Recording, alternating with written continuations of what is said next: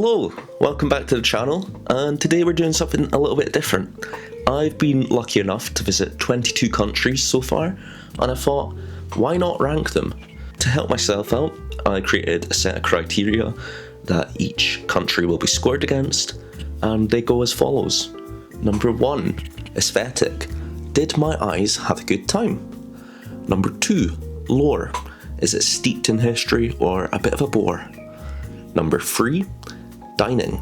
Is the food good and the wine fine? Number 4, friendliness.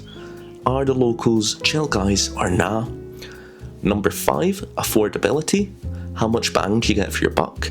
And number 6, vibes. Do I with it? So, with that said, let's get into it. So, starting with an honorary mention, you might have questioned why there was an asterisk on 22.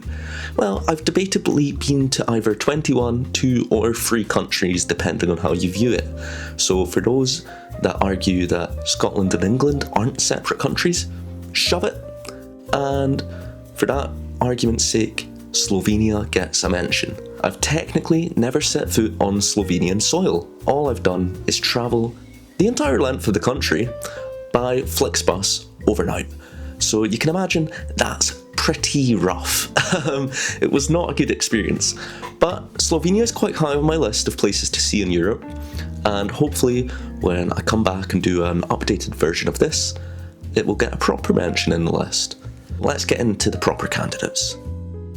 So, who gets last place? Well, unfortunately, this was very easy for me to pick. I chose Belgium. I've been twice. I first went in 2022, where I went to Spa and saw the F1, which was really cool. It's a great experience to go watch Formula 1, but Spa itself is just the middle of nowhere, nothing to do, very dull outside of the circuit. And then I returned last year to Brussels as the first stop on my Interrail trip, and I thought I made a mistake. It scared me for the rest of the trip because it's just such a bleak and boring and kind of ugly European capital. The only positives I could find were the Magritte Museum, and I had this one nice beer. That's the only good things I can say about Brussels. So unfortunately, that puts Belgium to the bottom of the list, but who knows, that might change when I go back. I hope to visit Bruges and Ghent, but we'll see. I don't know when that will be. So let's move on. And it's the United States of America. So this is pretty unrepresentative. I've been a few times, but I've only ever been to Florida for your classic theme park trip. Yeah, it always feels kind of phony, but Disney World's cool. It's like a good time, good vibe. And in future, I'd like to do a massive cross-country road trip, but for now, that leaves America down here. We've got the Vatican City, and yeah, we're thinking the same thing. How does this even count as a country? I mean, that kind of makes it cool, but still, It's beautiful, don't get me wrong, it's stunning, the wealth is immense, and the museums are quite interesting, but I mean, yeah, it's small, there's not much to do once you've done the museums, and my lunch was pretty meh. So, yeah, moving on. Luxembourg, which caught me off guard a bit, but looking at the breakdown, it does make sense. The country is stunning, especially the capital city. It's incredible, just the changing in elevation, all the views, just lovely. But there's not that much to do, and there's not that much to learn. It's the only Grand Duchy left, so that gives it a bit of lore points, but other than that, The food as well, not that great. I mean, their national dish was just slop, and not even good slop, just bad slop. And yeah, I mean, the locals seemed a bit pompous, a bit up themselves, and it's just so expensive for such a small place. It's shocking how expensive it is, but I will give them a wee bit of leeway considering that their public transport across the entire country is free. So on you go, Luxembourg, well done. We have Austria, and I think this is a different story if I had more money. I spent 3 days in Vienna, and I basically walked around the entire city, saw all the remarkable architecture. It's genuinely beautiful. The abundance of green spaces and parks as well, I love to see it. It's obviously got some interesting history. It's where the big naughty man was born. And the food was really good, but again, the locals just have no time for you, and it is so expensive. It is the most expensive place I've been, and that just meant I couldn't see all the attractions I'd like to see. I couldn't go to the opera because I was on an extreme budget doing my Interrail. So yeah, I'd like to visit again when I'm a bit better off. So that leads us on to Ireland. You can actually see my visit to Ireland again in my previous video, and it was okay. It's a bit close to home, it's a bit too familiar, so I didn't find it that interesting. The city's also pretty ugly, and there's not too many sights to see. I did find the things I did quite interesting, so the Book of Kells experience, cool. And the food, pretty damn good. I mean, you know, a spice bag and a Guinness, you can't go wrong. Especially with the people.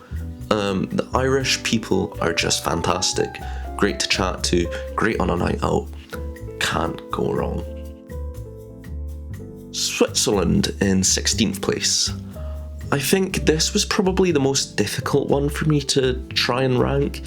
I went in 2018, so I would have been 16, and I don't really remember it very well. It was a school trip, so we went to Geneva, we went to CERN and the UN, and we also did a day trip to Bern to see Einstein's gaff. And looking back, it was probably quite interesting, but unfortunately, when you've got 9 teenage boys sharing a dorm, you get no sleep and a lot of chaos. So yeah, my memory is a bit cloudy, but I would love to go back to Switzerland. I'm desperate to do just take the train around, see the mountains, go to the nice little villages. It just seems great, so it's definitely up there on my list of places to see. Denmark. This feels about right. I found Copenhagen very similar to London in a weird way, just a Norse London. There's just tons to do. There is so much to see and learn, and it's really interesting, but it's just not that unique to me. The Copenhagen card, great value for money. You can cover every site you want to see in that and all your transport, but again, the food is expensive and it's low-key overrated. I don't understand people saying it's like the food capital of the world.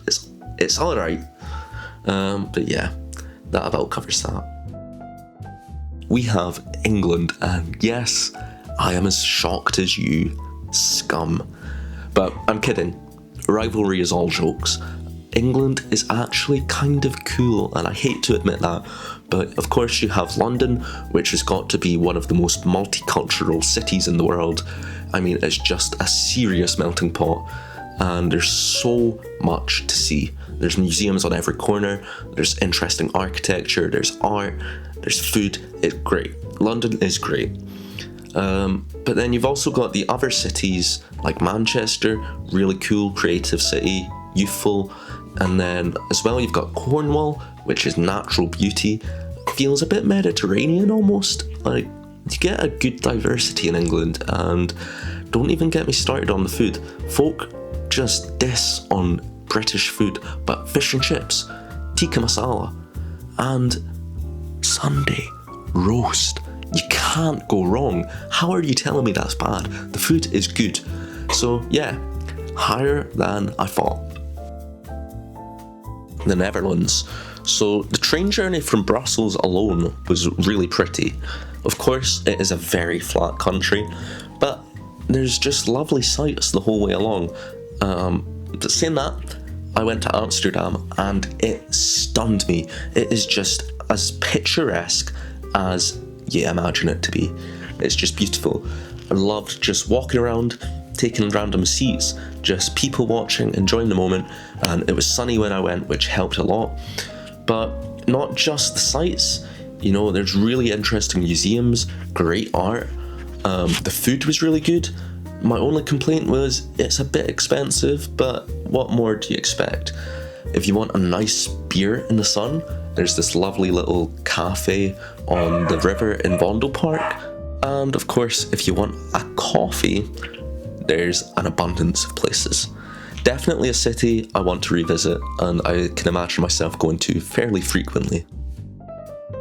France, and yet again, I've only ever been to the capital city, but I loved Paris. Like, people disrespect Paris, saying it's kind of ugly, saying it's dirty.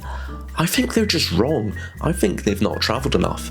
I think it's just as dirty as literally every other capital city in the world. Like, obviously there's bad parts, but the good parts of Paris massively outweigh it. You've got the food, which is amazing, all the pastries, and you've got just the incredible architecture. I mean, the Sacré-Cœur alone raises it so high. It's just great. And the Louvre, oh, you could spend all day in there. You could spend a weekend in the Louvre. It's fantastic. Definitely recommend Paris. My one complaint is the French are just rude in my experience. I've never met a nice Frenchman. And you know, that might just be down to their culture, but it does detract a little bit from your visit when nobody wants to interact with you and you just get shut down on every conversation. But other than that, it's lovely. Hungary, and this is probably my most regretful location. I went to Budapest off the back of Prague, and as you'll hear coming up, I loved Prague. I made such good friends, had such a good time, and that meant moving on left me as a bit of a Debbie Downer. I was just so depressed walking around Budapest that I didn't really take it in, I didn't appreciate it, and I actually left a day early. In hindsight, some of the sights that you can see, Fisherman's Bastion, and there's this great view from the Citadel. If you go up there at night time and see the city lit up, it's lovely, it's genuinely lovely. I didn't give it a fair chance, and I truly regret that. I'd love to go back. So, top 10, we have Slovakia, which is a bit of a curveball, but actually, yeah, it's pretty nice. So, Slovakia was the country I went to when I left Budapest early. I went to Bratislava as a little layover to my next stop, which was Vienna. And I really enjoyed my time in Bratislava. It's so quaint, it's quiet, it's like a little village, it's not even like a city really. There's this lovely little castle, lovely little walks along the Danube. There's the UFO Tower, which is sick. I made a friend called Eric in the hostel and we went out for dinner and I had the best beer of my life. I've got the name of the place written down here. It was from Gilles Vernet and it was called Garden Party. So if you're ever in Bratislava, definitely go to try that out. And the national dish, again, like Luxembourg, slop, but oh my goodness me, it is the most delicious slop I've ever had. It's just like small potato dumplings, bacon, cheese. It's so yummy. It's so unhealthy, but it's so yummy. You have to try it. Germany. So, I've only ever been to Berlin, but I've been a few times, and I have such a soft spot in my heart for Berlin. I love Berlin. It's like a living museum. The architecture is so historic. There's literally bullet holes in some of the buildings from the war. Of course, you've got all the World War II exhibits and history to learn. There's so much lore. And you know, it's just incredible. There's a modern energy to it as well. I don't even know how it manages that, but it's both super historic, super modern, good food, good beer, good people. And my only complaint, the Deutsche Bahn sucks. It is the worst rail service in the world. It has to be. I mean, I took the train from Amsterdam to Berlin, which should be a 6-hour journey, and it took me 12 hours. 12 hours. I had to take 3 reroutes and visit 3 random middle of nowhere stations to get to Berlin, and it meant I got there 6 hours late in the night. I was knackered, I was sore because I didn't even have a bloody seat on the train because I had to sit with the bike rack. Just awful. The worst experience ever. So yeah, if they sort out their train system, lovely country. Poland, which is surprisingly high because I don't remember all the finer details of my trip. Again, I went in 2018, this time with my dad and some cousins, and yeah, the stuff I do remember really sticks with you. There's the Wieliczka salt mines, just a marvel, like a stunning showcase of human effort. It's unbelievable what they managed. And then, similar but for the entirely wrong reasons, you've got Auschwitz. I think every person who has the opportunity should visit Auschwitz. It is harrowing, sobering, it makes you feel just awful, but that is important, and it's important we learn and we keep that memory going. Anyway, that's quite a sad note, so let's spin this back round to the positives to end on. Good beer and cheap. Oh my god, so cheap. You could get like a pint for like £1. It was crazy.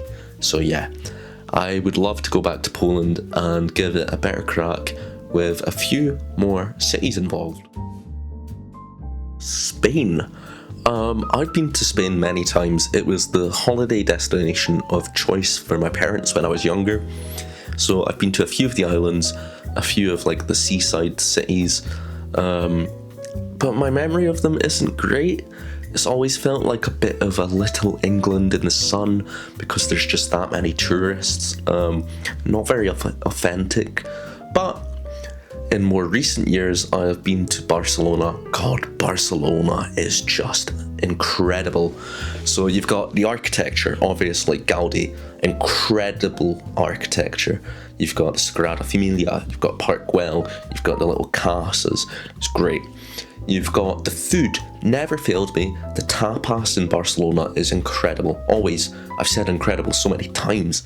That's how good it is. You've got Primavera Festival. If you don't know what Primavera is, get to know it. Best festival in the world. There's always a great lineup. It's on the beach. It's good vibes. It's chill. It's great. You've got the Formula 1 circuit, which I visited last time I went, which was a really good time. Cheap entry for general admission, and you can go right up to the trackside. You get great views. I will be sad to see the circuit go. I love Barcelona, and in turn, I love Spain. Malta. So my most recent visit, and if you watched my video, you will have seen I really enjoyed myself. It's very small. I'm hoping to go back for a couple weeks and do a full circle of the country, see everything there is. But yeah, big points. Lore, insane. Malta is insane with lore. It is home to multiple empires.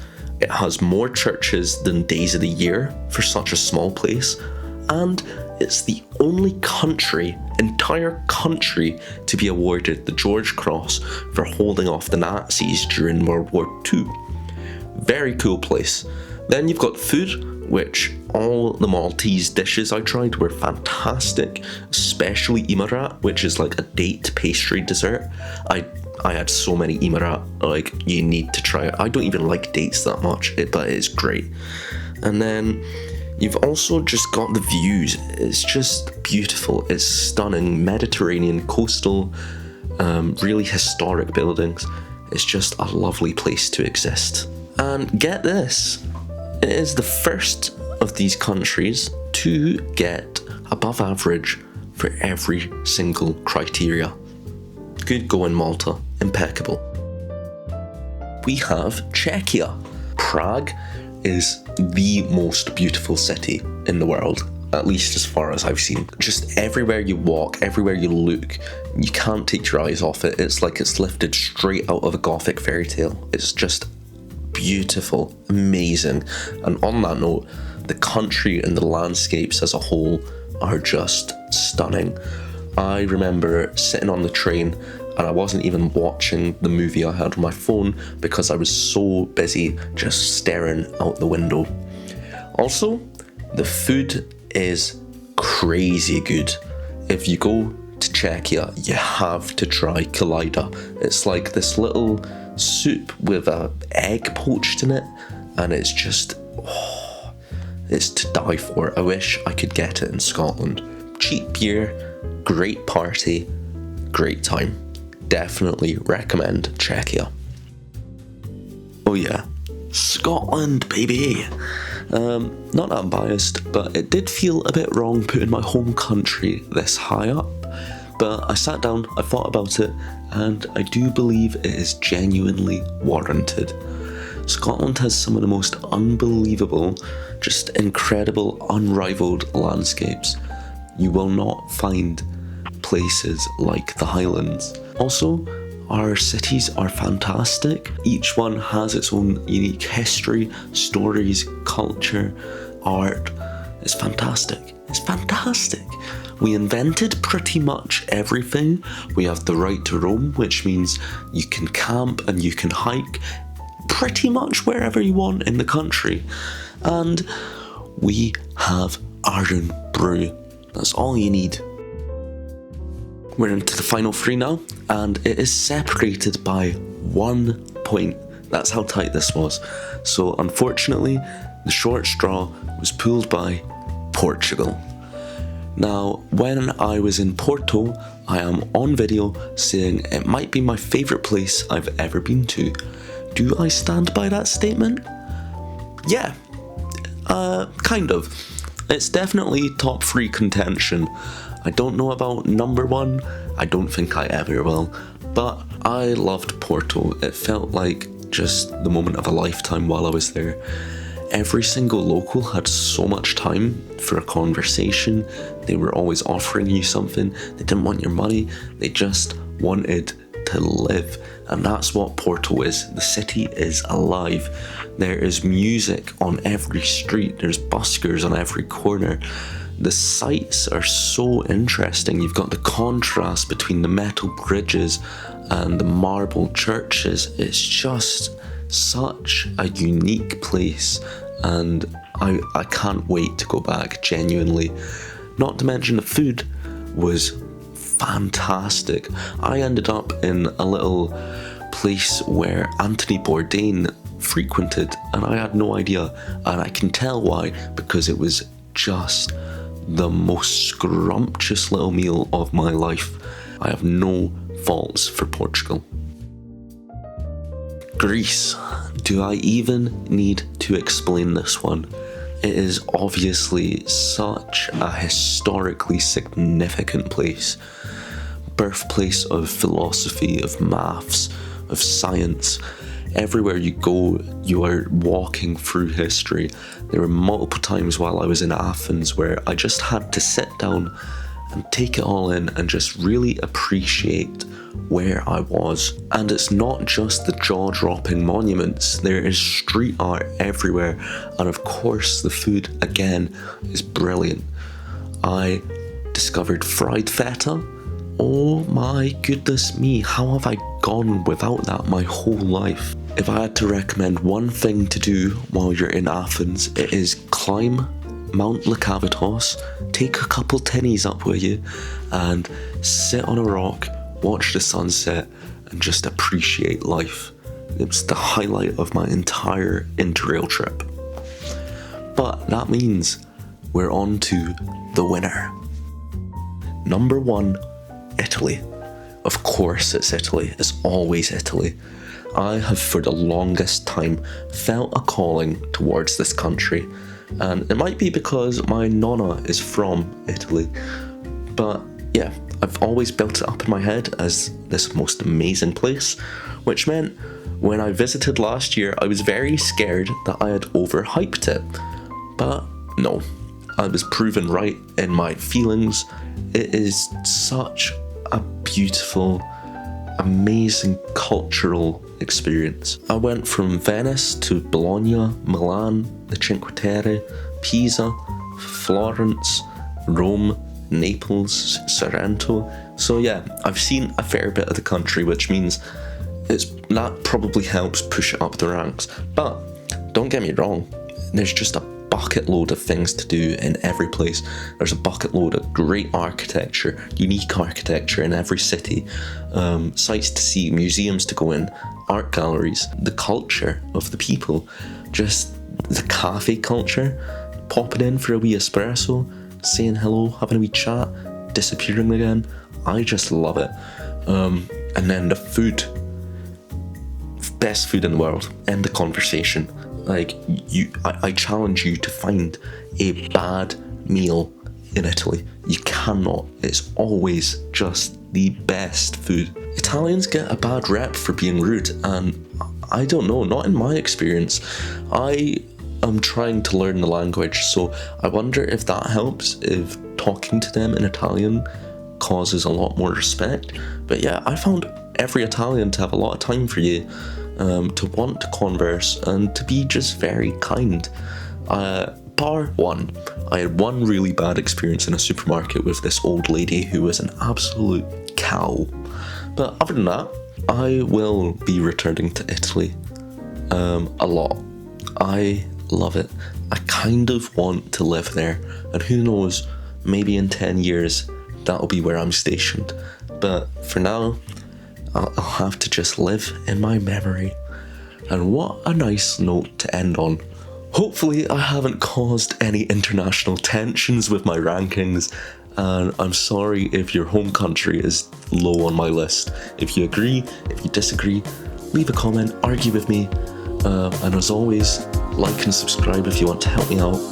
Thank you again for tuning in. I hope to have another video out fairly soon and not have as long a wait as this one. Thank you again. See you next time. Bye.